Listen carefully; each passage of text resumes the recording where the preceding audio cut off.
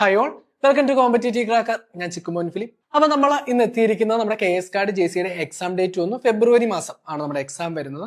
അപ്പം നമ്മുടെ KS കാർഡ് JCയുടെ ഫസ്റ്റ് മോഡ്യൂളായിട്ടുള്ള കോർപ്പറേഷന്റെ ഫസ്റ്റ് മോഡ്യൂളായിട്ടുള്ള cooperation and other economic system discuss ചെയ്യാൻ വേണ്ടിയിട്ടാണ് നമ്മൾ ഇന്ന് എത്തിയിരിക്കുന്നത്. അപ്പൊ നമ്മൾ നോക്കിക്കഴിഞ്ഞാൽ അറിയാം, നമുക്ക് corporation and other economic system എത്ര മാർക്കിനാണ്? 5 മാർക്കിനാണ് നമുക്ക് വരുന്നത്. അപ്പൊ ഇതിന്റെ അകത്ത് നമ്മൾ പ്രധാനമായും നമ്മൾ ഒരു മോഡ്യൂൾ പഠിക്കുമ്പോൾ നമ്മൾ കൃത്യമായി മനസ്സിലാക്കേണ്ട കുറച്ച് കാര്യങ്ങൾ എന്ന് വെച്ച് കഴിഞ്ഞാൽ ക്യാപിറ്റലിസം, കമ്മ്യൂണിസം, അതുപോലെ സോഷ്യലിസം, കോർപ്പറേഷൻ, ഇത് തമ്മിലുള്ള ഒരു കമ്പാരിസൺ, ഓരോന്നിന്റെ ഫീച്ചേഴ്സ്, ഓരോന്നിന്റെ അഡ്വാൻറ്റേജസ് എന്തൊക്കെയാണ്, ഓരോന്നിന്റെ ലിമിറ്റേഷൻസ് എന്തൊക്കെയാണ് എന്നുള്ളതാണ്. അതുകൂടാതെ നമുക്ക് നോക്കേണ്ടതാണ് നമ്മുടെ joint stock company, sole proprietorship, partnership, ഇവയുമായിട്ട് ഒരു കോർപ്പറേഷന്റെ കമ്പാരിസൺ. അപ്പൊ നമ്മൾ നോക്കിക്കഴിഞ്ഞാൽ കോർപ്പറേറ്റീവ് ഇൻസ്റ്റിറ്റ്യൂട്ട് അല്ലെങ്കിൽ കോർപ്പറേഷൻ എന്തൊക്കെയാണ് അഡ്വാൻറ്റേജ് ഉള്ളത്, ഇതൊക്കെയാണ് നമ്മൾ നോക്കേണ്ടത്. അതുകൂടാതെ എന്തുകൂടി നോക്കേണ്ടതുണ്ട്? Cooperative commonwealth. ഇത്രയും ഭാഗങ്ങൾ നമ്മൾ നോക്കിക്കഴിഞ്ഞാൽ നിങ്ങൾക്ക് 5 മാർക്ക് കിട്ടുന്നതാണ്. അപ്പൊ നമ്മുടെ ഇന്നത്തെ ഒരു ക്ലാസ്സിൽ നമ്മൾ ഡിസ്കസ് ചെയ്യാനായിട്ട് പോകുന്നത് അതിന്റെ ഫസ്റ്റ് പാർട്ടായിട്ടുള്ള നമ്മുടെ കമ്മ്യൂണിസവും സോഷ്യലിസവും അതുപോലെ കോർപ്പറേഷനും തമ്മിലുള്ള പ്രധാനമായിട്ടുള്ള ഡിഫറൻസ് എന്താണെന്ന് കൃത്യമായി മനസ്സിലാക്കാനായിട്ടാണ്. ഈ ഒരു 5 മാർക്കിന്റെ അകത്ത് ഈ ഒരൊറ്റ വീഡിയോ നിങ്ങൾ കൃത്യമായി മനസ്സിലാക്കി കഴിഞ്ഞാൽ നിങ്ങൾക്ക് ആ ഒരു 3 മാർക്ക് വരെ ലഭിക്കുന്നതാണ്. അപ്പൊ ഈ ഒരു വീഡിയോ സ്കിപ്പ് ചെയ്യാതെ നിങ്ങൾ കാണുക. അപ്പൊ നമുക്ക് ക്ലാസ്സിലോട്ട് പോകാം. നമുക്ക് ഏറ്റവും ആദ്യം നോക്കേണ്ടത് ഓരോ ഇതിന്റെയും ഫീച്ചേഴ്സ് അല്ലെങ്കിൽ അതിന്റെ മീനിങ് എന്താണെന്നുള്ളതാണ്. ആദ്യം നമ്മൾ നോക്കാൻ പോകുന്നത് ക്യാപിറ്റലിസം. ക്യാപിറ്റലിസം എന്ന് പറയുമ്പോൾ എന്താണ്? ഏറ്റവും oldest form of economic system ആണ്. ലോകത്തെ ഏറ്റവും പഴക്കം ചെന്ന ഒരു എക്കണോമിക് സിസ്റ്റമാണ് ക്യാപിറ്റലിസം എന്ന് പറയുന്നത്. അതിനെക്കുറിച്ച് പറയുമ്പോൾ തന്നെ നമ്മുടെ മനസ്സിലേക്ക് വരുന്നത് എന്തൊക്കെയാണ്? മുതലാളിയും തൊഴിലാളിയും എന്നുള്ള ഒരു കൺസെപ്റ്റ് നമുക്ക് മനസ്സിലോട്ട് വരും, അല്ലെ? അപ്പം ഉള്ളവനും ഇല്ലാത്തവനും തമ്മിലുള്ള അന്തരം അവിടെ വളരെ വലുതായിരുന്നു. കാരണം എല്ലാത്തിന്റെയും അവകാശി ആരാണ്? ക്യാപിറ്റലിസ്റ്റ് അല്ലെങ്കിൽ മുതലാളിയായിരുന്നു. മുതലാളിത്തം എന്നാണ് നമ്മൾ അതിനെ പറയുക. അപ്പൊ എന്താണ് ക്യാപിറ്റലിസം എന്ന് നോക്കാം. A system wherein the entire means of production and distribution of goods and services are vested with the private individual. അവിടെ പ്രൈവറ്റ് ഇൻഡിവിജ്വൽസിന്റെ കയ്യിലായിരുന്നു എന്തുണ്ടായിരുന്നത്? എൻറ്റയർ മീൻസ് ഓഫ് പ്രൊഡക്ഷൻ, അതുപോലെ തന്നെ സർവീസസ് ആണെങ്കിൽ അതിന്റെ എല്ലാത്തിന്റെയും കൈവശ അവകാശം ആർക്കായിരുന്നു? മുതലാളിക്ക് അല്ലെങ്കിൽ ക്യാപിറ്റലിസ്റ്റിനായിരുന്നു. അപ്പൊ അവിടെ എന്തുണ്ടായിരുന്നു? ചൂഷണം നടക്കുന്നുണ്ട് നല്ല രീതിയിൽ. ഉള്ളവനും ഇല്ലാത്തവനും തമ്മിലുള്ള അന്തരമുണ്ട്. ഉള്ളവന്റെ കയ്യിൽ ഒരുപാട് പൈസയുണ്ട്, ഇല്ലാത്തവന്റെ കയ്യിൽ ഒന്നുമില്ലാത്തൊരവസ്ഥയാണ് നമ്മുടെ ഒരു ക്യാപിറ്റലിസം എന്ന് പറയുന്നത്. അത് ഒരുപാട് ആളുകളെ ചൂഷണം ചെയ്തുകൊണ്ടിരുന്ന ഒരു കാലഘട്ടമായിരുന്നു ഈ ക്യാപിറ്റലിസത്തിനകത്ത് ഉണ്ടായിരുന്നത്. അപ്പൊ ഈ ക്യാപിറ്റലിസത്തിന്റെ ഈവിൾസ് ഓവർകം ചെയ്യുന്നതിന് വേണ്ടിയിട്ടാണ് ഓരോ എക്കണോമിക് സിസ്റ്റം, സോഷ്യലിസം ആയിക്കോട്ടെ, കമ്മ്യൂണിസം ആയിക്കോട്ടെ, കോർപ്പറേഷൻ ആയിക്കോട്ടെ, ഈ ഒരു ക്യാപിറ്റലിസത്തിന്റെ ഈവിള് ഓവർകം ചെയ്യുന്നതിന് വേണ്ടിയിട്ടാണ് ഡെവലപ്പ് ചെയ്തു വന്നത്. അപ്പൊ അടുത്ത നമുക്ക് നോക്കേണ്ടത് സോഷ്യലിസം എന്താണ്? And economic system in which means of production are owned and operated by state. നമ്മൾ ആദ്യം പറഞ്ഞതിന്റെ അകത്ത് എങ്ങനെയായിരുന്നു? ക്യാപിറ്റലിസ്റ്റിന്റെ അകത്ത് പ്രൈവറ്റ് ഇൻഡിവിജ്വൽസിന്റെ കയ്യിലായിരുന്നു നമ്മുടെ എൻറ്റയർ മീൻസ് ഓഫ് പ്രൊഡക്ഷൻ എങ്കിൽ സോഷ്യലിസ്റ്റിന്റെ അകത്ത് ആരുടെയിലാണ്? ഗവൺമെന്റിന്റെ കയ്യിലാണ് ഉള്ളതെന്ന് ഓർക്കുക. അപ്പം അടുത്തത് കമ്മ്യൂണിസം ആണ്. കമ്മ്യൂണിസം എന്ന് വെച്ച് കഴിഞ്ഞാൽ എന്താണ്? It is an extreme form of socialism. സോഷ്യലിസത്തിന്റെ ഒരു എക്സ്ട്രീം ഫോമിനെയാണ് നമ്മൾ കമ്മ്യൂണിസം എന്ന് വിളിക്കുക. കമ്മ്യൂണിസത്തിന്റെ പിതാവ് ആരാണെന്ന് നിങ്ങൾ എന്ത് ചെയ്യുക? കമന്റ് ബോക്സിൽ വന്നിട്ട് നമുക്ക് എല്ലാവർക്കും അറിയാവുന്ന പേരാണ്. ഈ ഒരു സോഷ്യലിസത്തിന്റെ പിതാവ് ആരാണ്? കമ്മ്യൂണിസത്തിന്റെ പിതാവ് ആരാണ്? കോർപ്പറേഷന്റെ പിതാവ് ആരാണെന്നുള്ളത്. അപ്പൊ ഈ ഒരു സോഷ്യലിസത്തിന്റെയും കമ്മ്യൂണിസത്തിന്റെയും പിതാവ് ആരാണെന്ന് നിങ്ങൾ കമന്റ് ബോക്സിൽ ഇട്ടേക്കുക. അടുത്ത് നോക്കിക്കഴിഞ്ഞാൽ it is build upon theory of force or compulsion. വളരെ നിർബന്ധിച്ചുകൊണ്ട് അല്ലെങ്കിൽ കമ്പൽഷൻ വഴി ബിൽഡ് ചെയ്ത ഒരു എക്കണോമിക് സിസ്റ്റം ഏതായിരുന്നു എന്ന് നമുക്ക് എക്സാമിന് ചോദിച്ചിട്ടുണ്ട്. ഏതാണ്? കമ്മ്യൂണിസം ആണ്. ഇത് build upon A theory of force or compulsion. നമുക്ക് കോർപ്പറേഷന്റെ നോക്കിക്കഴിഞ്ഞാൽ നമുക്കറിയാം അവിടെ എങ്ങനെയാണ്? വോളണ്ടറി ആണ്, അല്ലെ? ആർക്ക് വേണമെങ്കിലും എന്ത് ചെയ്യാം? ഒരു കോപ്പറേറ്റീവ് ഇൻസ്റ്റിറ്റ്യൂട്ടിൽ എന്ത് ചെയ്യാം, അല്ലെങ്കിൽ കോപ്പറേറ്റീവ് സൊസൈറ്റിയിൽ മെമ്പർ ആകുവാനായിട്ട് പറ്റും. എന്നാൽ കമ്മ്യൂണിസത്തിൽ എന്താണ്? കമ്പൽഷൻ ആണ്. എല്ലാവരും നിർബന്ധമായും അതിന്റെ ഒരു ഭാഗമായിരിക്കണം. അടുത്ത നമ്മൾ കോർപ്പറേഷൻ നോക്കുകയാണെങ്കിൽ നമുക്ക് എല്ലാവർക്കും അറിയാം, നമ്മൾ ഒരുപാട് കാലങ്ങളായി പഠിച്ചുകൊണ്ടിരിക്കുന്ന ഒരു ഭാഗമാണ് കോർപ്പറേഷൻ. നമ്മുടെ റോബർട്ട് ഓവൻ ആണ് കോപ്പറേറ്റീവ് മൂവ്മെന്റിന്റെ പിതാവ് എന്നൊക്കെ നമുക്കറിയാം. എന്തിനു വേണ്ടിയിട്ടാണ് ഈ ഒരു കോപ്പറേറ്റീവ് മൂവ്മെന്റ് വന്നത്? ഈ ഒരു ക്യാപിറ്റലിസത്തിന്റെ ഈവിൾസിനെ ഓവർകം ചെയ്യുന്നതിന് വേണ്ടിയിട്ട്. ഇവിടെ എല്ലാം പ്രൈവറ്റ് ഇൻഡിവിജ്വൽസിന്റെ കയ്യിലായിരുന്നു ഉണ്ടായിരുന്നത്.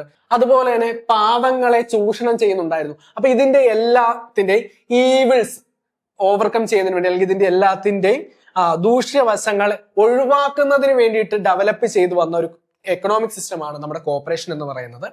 It is a form of organization where in person voluntarily associates. ശ്രദ്ധിക്കേണ്ടതാണ്, ഇവിടെ വോളണ്ടറി സ്വമേധയാണ് ആളുകൾ കോപ്പറേറ്റീവ് സൊസൈറ്റിയിൽ മെമ്പർ ആവുന്നത്.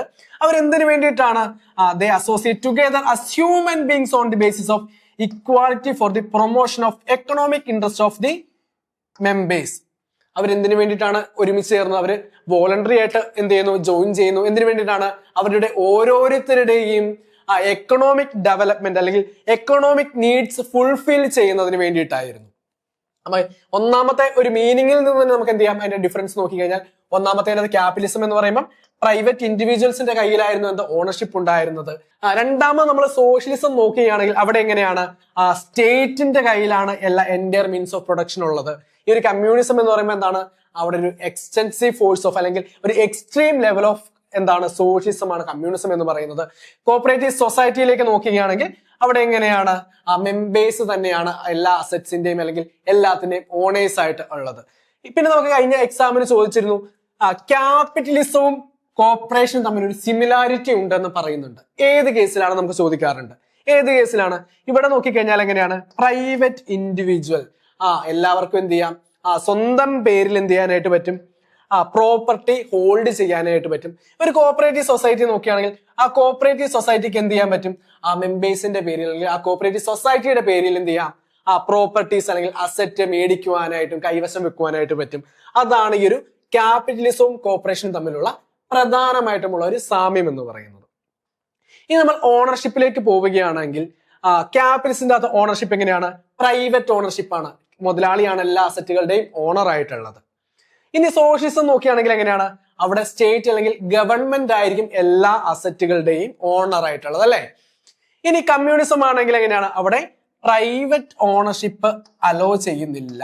നമ്മുടെ കോർപ്പറേഷനിലാണെങ്കിൽ എങ്ങനെയാണ്, മെമ്പേഴ്സ് ആണ് ഓരോ അസറ്റിന്റെയും ഓണർ അല്ലെങ്കിൽ കളക്റ്റീവായിട്ട് ആ മെമ്പേഴ്സ് തന്നെയാണ് എന്ത് ആ അസറ്റുകളുടെ എല്ലാം ഓണർ ആയിട്ട് ഉള്ളത്. അപ്പൊ നമ്മൾ ഈ ഒരു മോഡ്യൂൾ പഠിക്കുമ്പോൾ നമ്മൾ കൃത്യമായിട്ടും ഈ ഒരു 4 എക്കണോമിക് സിസ്റ്റങ്ങൾ തമ്മിലുള്ള ഡിഫറൻസ് ആണ് മനസ്സിലാക്കേണ്ടത്. നമുക്ക് സ്റ്റേറ്റ്മെന്റ് ലെവലിൽ ഇവരുടെ മീനിങ്ങിൽ നിന്ന് തന്നെ എന്ത് ചെയ്യാം, ചോദ്യങ്ങൾ വരാം. കഴിഞ്ഞ ഒരു എക്സാമിന് നമുക്കിങ്ങനെ ABCD ഇങ്ങനെ 4 എക്കണോമിക് സിസ്റ്റം തന്നു. അതിന്റെ ഫീച്ചേഴ്സ് ഇങ്ങനെ താഴെ 1, 2, 3 അങ്ങനെ സ്റ്റേറ്റ്മെന്റ് ആയിട്ട് തന്നിരുന്നു. അപ്പൊ നിങ്ങൾ നിർബന്ധമായും ഒരു ടേബിൾ മനസ്സിലാക്കിയിട്ട് പോവുക. ഇനി നമുക്ക് KS കാർഡ് JCAയുടെ എക്സാം ഡേറ്റ് വന്നു ഞാൻ ആദ്യമേ തന്നെ പറഞ്ഞായിരുന്നു.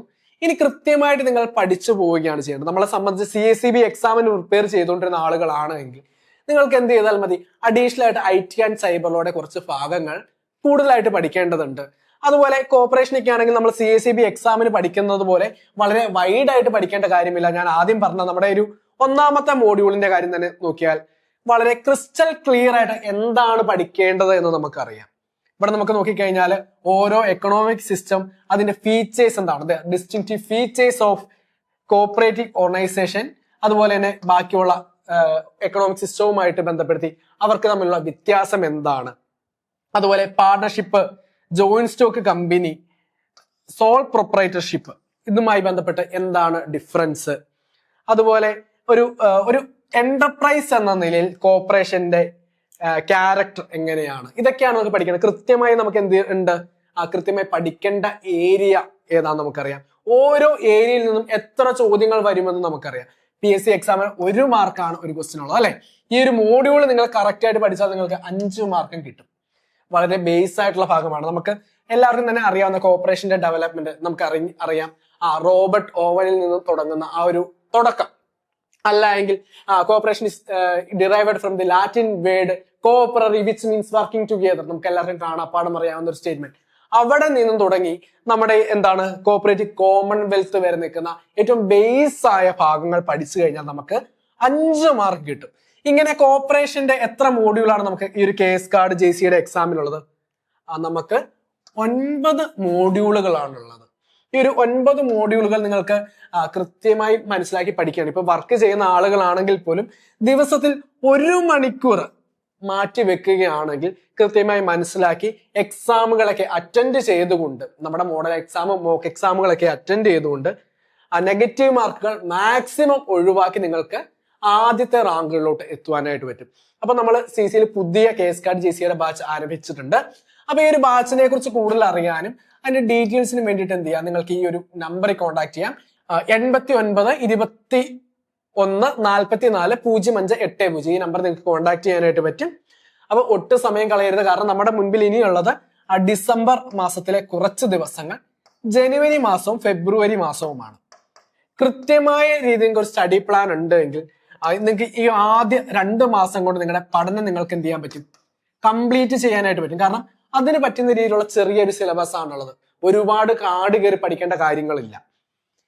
പിന്നെ നമുക്ക് ഫെബ്രുവരി മാസം നമുക്കൊരു 27 ദിവസങ്ങളുണ്ട്. ഈ 27 ദിവസം നമുക്ക് എന്ത് ചെയ്യാം, റിവൈസ് ചെയ്യാനായിട്ട് പറ്റും. നമ്മൾ ടോട്ടൽ നോക്കുകയാണെങ്കിൽ നമ്മുടെ സബ്ജക്ട് പാർട്ട് കോർപ്പറേഷൻ എത്ര മോഡ്യൂളാണ്? കോർപ്പറേഷന് 9 മോഡ്യൂള്, ബാങ്കിങ് 10 മോഡ്യൂൾ. അങ്ങനെ നമുക്ക് 19 മോഡ്യൂളായി. ഇനി IT നോക്കുകയാണെങ്കിൽ നമ്മൾ സ്പ്ലിറ്റ് ചെയ്ത് കഴിഞ്ഞാൽ നമുക്കൊരു ഏറെക്കുറെ 6 മോഡ്യൂളുകളാണ്. ഈ ഒരു ഫെബ്രുവരി മാസം നമ്മുടെ കയ്യിൽ എത്ര ദിവസങ്ങളുണ്ട്? ഫെബ്രുവരി മാസം ഉള്ള ദിവസങ്ങൾ നമുക്ക് എന്ത് ചെയ്താൽ മതി, കൃത്യമായി റിവിഷന് കൂടി നമുക്ക് സമയം കിട്ടും. അപ്പൊ ഒട്ടും സമയം കളയരുത്. നിങ്ങളൊന്ന് ഉഷാറായിട്ട് പഠിച്ചു കഴിഞ്ഞാൽ നമുക്ക് ആദ്യ റാങ്കിലോട്ട് എത്താം. എങ്ങനെ പഠിക്കാം, എത്ര നാളുകൊണ്ട് പഠിക്കാം, എത്ര ദിവസങ്ങൾ നമുക്ക് റിവൈസ് ചെയ്യാമെന്ന് വരെ ഞാൻ നിങ്ങൾക്ക് പറഞ്ഞു തന്നിട്ടുണ്ട്. അപ്പൊ ഒട്ടും സമയം കളയരുത്. കാരണം നമ്മൾ ലക്ഷ്യം വെക്കുന്നത് ആദ്യത്തെ 10 റാങ്കുകളാണ്. ആദ്യ 10 റാങ്ക് 2 എക്സാമുകളാണ് അല്ലെ, 2 കാറ്റഗറി. അതുപോലെ KS കാർഡിനാണെങ്കിലും JCI ആണെങ്കിലും ഒരൊറ്റ എക്സാം ആണ്. അതുകൊണ്ട് തന്നെ ഈ ഒരു 2 റാങ്ക് ലിസ്റ്റുകളിലും വരുന്ന ആളുകൾ ഒരേ ആളുകൾ തന്നെയാണ്. അപ്പൊ ആദ്യത്തെ റാങ്കുകളാണ് നമ്മൾ ലക്ഷ്യം വെക്കുന്നത്. അതിന് വേണ്ട ഒരു ചിട്ടയായ പരിശീലനമാണ്. അപ്പം നമ്മളോടൊപ്പം ജോയിൻ ചെയ്ത് കഴിഞ്ഞാൽ നമുക്ക് കൃത്യമായി നിങ്ങളെ ഗൈഡ് ചെയ്യാൻ നമുക്ക് ആദ്യ റാങ്കിലേക്ക് എത്തിക്കുവാനായിട്ട് പറ്റും. അപ്പൊ നമുക്ക് ബാക്കി ഭാഗം നോക്കാം. ഇനി ഓരോ എക്കണോമിക് സിസ്റ്റത്തിന്റെയും മോട്ടീവ്, ലക്ഷ്യം എന്തായിരുന്നു എന്ന് നോക്കാം. നമ്മൾ ക്യാപിറ്റലിസം നോക്കുകയാണെങ്കിൽ അതിന്റെ പ്രധാന ലക്ഷ്യം എന്തായിരുന്നു? പ്രോഫിറ്റ്, മാക്സിമൈസേഷൻ ഓഫ് പ്രോഫിറ്റ് ആണ് അല്ലെ. എന്താണ് ക്യാപിറ്റലിസ്റ്റ് എന്നൊരാളാണ് ക്യാപിറ്റലിസ്റ്റിലുള്ളത് അല്ലെ. ക്യാപിറ്റലിസ്റ്റ് ഉണ്ട്, അതുപോലെ തന്നെ അദ്ദേഹത്തിന്റെ മുതലാളിയും തൊഴിലാളിയുമാണുള്ളത്. ഈ മുതലാളിക്ക് എന്ത് വേണം? കൂടുതൽ പ്രോഫിറ്റ് വേണം, കൂടുതൽ അത്യാർത്ഥിയാണ് അദ്ദേഹത്തിന്. അതുകൊണ്ട് അദ്ദേഹം എന്ത് ചെയ്യും? അദ്ദേഹത്തിന്റെ തൊഴിലാളികളെ വളരെ രീതിയിൽ ചൂഷണം ചെയ്തിരുന്നു. അദ്ദേഹം ലക്ഷ്യം വെച്ചിരുന്നത് പ്രോഫിറ്റ് മാത്രമായിരുന്നു. ഇനി സോഷ്യലിസ്റ്റിലോട്ട് വരികയാണെങ്കിൽ എങ്ങനെയാണ്? അവിടെ ഇക്വാളിറ്റി, എല്ലാവരും തുല്യരാണ്, അല്ലെങ്കിൽ എല്ലാവർക്കും ഒരു ഈക്വൽ പ്രിഫറൻസ് ആയിരുന്നു നൽകിയിരുന്നത്. അവിടെ ഉള്ളവനും ഇല്ലാത്തവനും തമ്മിലുള്ള അന്തരമില്ലായിരുന്നു. അവിടെ എല്ലാവരും സമന്മാരായിരുന്നു എന്നാണ് പറയുന്നത് സോഷ്യലിസത്തിന്റെ അകത്ത്. ഇനി കമ്മ്യൂണിസം നോക്കുകയാണെങ്കിൽ എങ്ങനെയാണ്? അത് എയിം ചെയ്തിരുന്ന, അല്ലെങ്കിൽ അത് മോട്ടീവ് ചെയ്തിരുന്നത് എന്തായിരുന്നു? അതൊരു റെവല്യൂഷൻ ആയിരുന്നു, ഒരു വിപ്ലവമായിരുന്നു. എന്തുകൊണ്ടാണ്? ഈ ഒരു സോഷ്യലിസത്തിന്റെ എക്സ്ട്രീം ഫോം ആണ് എന്ത്, കമ്മ്യൂണിസം എന്ന് പറയുന്നത്. അത് മോട്ടീവ് ചെയ്തിരുന്നത് ഒരു വിപ്ലവമായിരുന്നു. ഈ ഒരു സോഷ്യലിസത്തിന്റെയും കമ്മ്യൂണിസത്തിന്റെയും പിതാവ് ആരാണ്? നമുക്ക് കാൾ മാർക്സ് ആണ് അല്ലെ. കാൾ മാർക്സ് ആണ് ഈ ഒരു 2 ഐഡിയോളജിയുടെയും പിതാവായിട്ടുള്ളത്. ഇനി കോർപ്പറേഷൻ നോക്കുകയാണെങ്കിൽ അതിന്റെ എന്തായിരുന്നു അവരുടെ മോട്ടീവ്? സർവീസ് മോട്ടീവ് ആണ്, അല്ലെങ്കിൽ വെൽഫെയർ ഓഫ് ദി മെമ്പേഴ്സ് ആയിരുന്നു എന്ത്, കോർപ്പറേഷന്റെ ഫീച്ചർ ആയിട്ട് ഉള്ളത്. ഇനി നമുക്ക് മോട്ടോ നോക്കുകയാണെങ്കിൽ ക്യാപിറ്റലിസത്തിന്റെ മോട്ടോ എന്താണ്? Personal gain or profit. മുതലാളിക്ക് അദ്ദേഹത്തിന്റെ വ്യക്തി താല്പര്യങ്ങൾ എന്ത് ചെയ്യുക, സംരക്ഷിക്കുക, അല്ലെങ്കിൽ അദ്ദേഹത്തിന്റെ പേഴ്സണൽ ആയിട്ടുള്ള ഗെയിൻ, അതുപോലെ തന്നെ പ്രോഫിറ്റിന് മാത്രമായിരുന്നു അദ്ദേഹം ഇമ്പോർട്ടൻസ് നൽകിയിരുന്നത്. ഇനി സോഷ്യലിസം നോക്കുകയാണെങ്കിൽ each for all and all for all. നമുക്കിത് ഈ ഒരു മോട്ടോ കാണുമ്പോഴത്തേക്കും നിങ്ങൾ ആദ്യമേ ചാടിക്കയറി കോർപ്പറേഷൻ കറപ്പിക്കുന്ന ഒരു പ്രവണത കാണാറുണ്ട്. കാരണം കോർപ്പറേഷന്റെ മോട്ടോയുമായി ഏതാണ്ട് സാമ്യമുണ്ട് അല്ലേ. ഇത് കോർപ്പറേഷന്റെ മോട്ടോ എന്താണ്? Each for all and all for each എന്നതാണ് കോർപ്പറേഷന്റെ മോട്ടോ. ഇവിടെ നിങ്ങൾ ശ്രദ്ധിക്കേണ്ടത് ഈച്ചിൽ തുടങ്ങിയിട്ട് ഓളിൽ അവസാനിക്കുന്നത് എന്തിന്റെ മോട്ടോയാണ്? സോഷ്യലിസത്തിന്റെ മോട്ടോയാണ്. അപ്പൊ each for all and all for all എന്നത് സോഷ്യലിസത്തിന്റെ ഫീച്ചറും each for all and all for each എന്നത് കോർപ്പറേഷന്റെ മോട്ടോയുമാണ് എന്ന് മനസ്സിലാക്കുക. ഇനി കമ്മ്യൂണിസം നോക്കുകയാണെങ്കിൽ from each according to his ability to each according to his need. ഓരോരുത്തർക്കും അവരവരുടെ കഴിവിനനുസരിച്ച്, ഓരോരുത്തർക്കും അവരുടെ ആവശ്യങ്ങൾക്കനുസരിച്ച് എന്നതായിരുന്നു എന്ത്, കമ്മ്യൂണിസത്തിന്റെ മോട്ടോ ആയിട്ട് ഉള്ളത്. അപ്പൊ നമ്മൾ മോട്ടീവ് പഠിച്ചു, മോട്ടോ പഠിച്ചു, ഓരോന്നിന്റെ മീനിങ്ങും പഠിച്ചു. ഇനി നമുക്ക് നോക്കാനുള്ളത് എന്താണ്? മാർക്കറ്റ്. അവിടുത്തെ മാർക്കറ്റ് എങ്ങനെയായിരുന്നു? കോമ്പറ്റീഷൻ ഉണ്ടായിരുന്നു? അവിടെ എന്തായിരുന്നു ആ ഒരു മാർക്കറ്റിന്റെ ഫീച്ചേഴ്സ് എന്നാണ് നോക്കാൻ പോകുന്നത്. ക്യാപിറ്റലിസത്തിന്റെ അകത്ത് എങ്ങനെയാണ്? Free and competitive market. ആർക്ക് വേണമെങ്കിലും ഈ ഒരു മാർക്കറ്റിലോട്ട് കടന്നു വരാനായിട്ട് പറ്റും, ആർക്ക് വേണമെങ്കിലും കച്ചവടം ചെയ്യാം. അതുപോലെ തന്നെ വളരെ കോമ്പറ്റീഷൻ ഉണ്ടായിരുന്നു, ഒന്നിലധികം ആളുകളുണ്ട്. അപ്പൊ അവര് എന്തുണ്ട്, അവർക്കിടയിൽ ഒരു കോമ്പറ്റീഷൻ ഉണ്ടായിരുന്നു.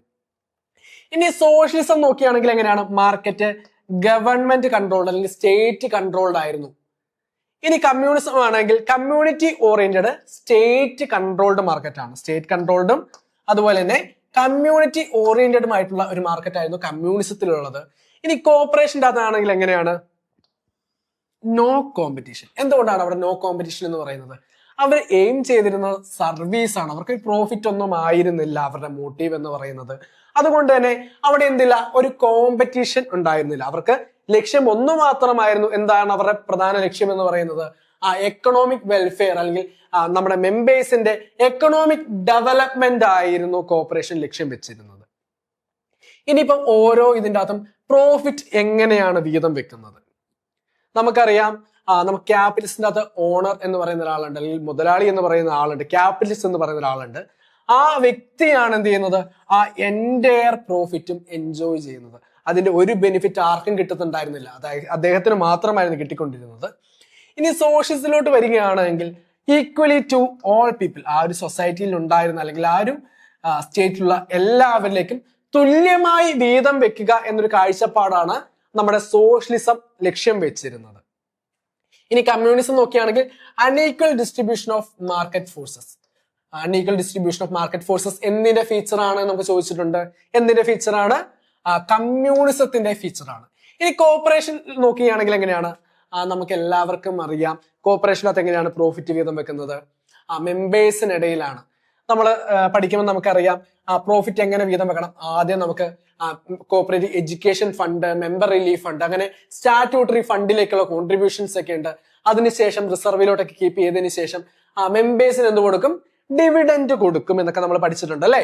അപ്പൊ ഈ ഒരു കോർപ്പറേഷൻ്റെ അകത്ത് എങ്ങനെയാണ് പ്രോഫിറ്റ് വീതം വെക്കുന്നത്? മെമ്പേഴ്സിനിടയിൽ വീതം വെക്കുകയാണ്. ഇനി ഫൗണ്ടേഴ്സ്, ഓരോ ഒരു എക്കണോമിക് സിസ്റ്റത്തിന്റെയും പിതാക്കന്മാർ ആരാണെന്ന് നമുക്ക് നോക്കാം. ആദം സ്മിത്ത് ആണ് എന്തിന്റെ പിതാവ്? ക്യാപിറ്റലിസത്തിന്റെ പിതാവ്. ക്യാപിറ്റലിസത്തിന്റെ പിതാവ് ആരാണ്? ആദം സ്മിത്ത് ആണ്. ഇനി സോഷ്യലിസം നോക്കുകയാണെങ്കിൽ അതിന്റെ പിതാവ് ആരാണ്? കാൾ മാർക്സ് ആണ്. നമ്മൾ ആദ്യമേ നിങ്ങളോട് കമന്റ് ചെയ്യാൻ പറഞ്ഞിരുന്നു, സോഷ്യലിസത്തിന്റെയും കമ്മ്യൂണിസത്തിന്റെയും പിതാവ് ആരാണ്? കാൾ മാർക്സ് ആണ്. ഇതൊരു ഐഡിയോളജിയാണ്. ഇനി നമ്മൾ കോർപ്പറേഷൻ നോക്കുകയാണെങ്കിൽ കോർപ്പറേഷന്റെ പിതാവ് ആരാണ്? റോബർട്ട് ഓവൻ ആണ്. റോബർട്ട് ഓവന്റെ ഒരുപാട് കാര്യങ്ങൾ നമുക്ക് പഠിക്കാനുണ്ട്. എന്തൊക്കെ ഉണ്ടായിരുന്നു? ഡോക്ട്രിൻ ഓഫ് സർക്കംസ്റ്റൻസ് അദ്ദേഹം പുട്ട് ഫോർവേഡ് ചെയ്തിരുന്ന ഒരു തിയറി ആയിരുന്നു. മനുഷ്യൻ ജന്മം കൊണ്ട് ഒരുപാട് നല്ലതല്ല അല്ലെങ്കിൽ വളരെ മോശമൊന്നുമല്ല, അദ്ദേഹത്തിന്റെ ജീവിത സാഹചര്യങ്ങളാണ് ഒരുവരെ നല്ലത് അല്ലെങ്കിൽ മോശമാക്കി തീർക്കുന്നത് എന്ന് പറഞ്ഞത് ഡോക്ട്രിൻ ഓഫ് സർക്കംസ്റ്റൻസിലാണ്. അതുപോലെ ന്യൂ ഹാർമണി,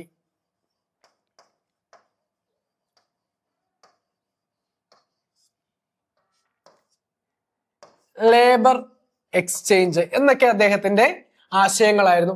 അദ്ദേഹത്തിന്റെ ആശയങ്ങളൊക്കെ ഒരു കാലത്തും എന്ത് ചെയ്യാൻ പറ്റില്ല, പ്രാവർത്തികമാക്കാൻ പറ്റത്തില്ല എന്നൊരു കൺസെപ്റ്റ് കൊണ്ട് അദ്ദേഹത്തെ ഉട്ടോപ്യൻ സോഷ്യലിസ്റ്റ് എന്ന ആളുകൾ വിശേഷിപ്പിച്ചിരുന്നു. അപ്പൊ ഉട്ടോപ്യൻ സോഷ്യലിസ്റ്റ് എന്നറിയപ്പെടുന്ന വ്യക്തി ആരാണ്? റോബർട്ട് ഓവൻ ആണ്. അതുപോലെ കോർപ്പറേഷൻ, ഇനി നമുക്ക് ജസ്റ്റ് കോർപ്പറേഷനെ കുറിച്ചൊന്ന് ഡീറ്റെയിൽ ആയിട്ടൊന്ന് നോക്കിക്കഴിഞ്ഞാൽ എങ്ങനെയാണ്?